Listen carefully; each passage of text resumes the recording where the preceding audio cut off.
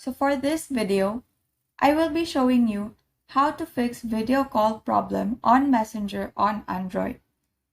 So first is to open your settings application. Scroll down and tap on settings. Now use the hamburger icon or the three horizontal bars to search for Snapchat.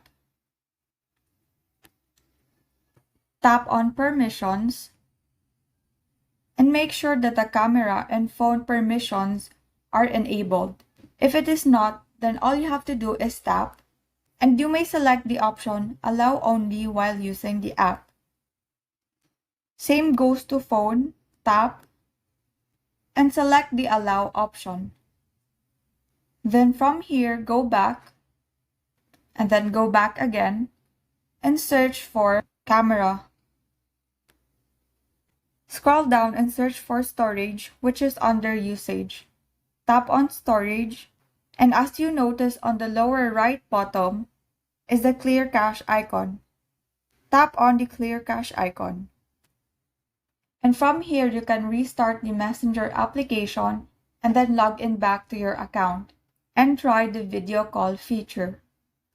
And that is how you fix video call problem on Messenger on Android.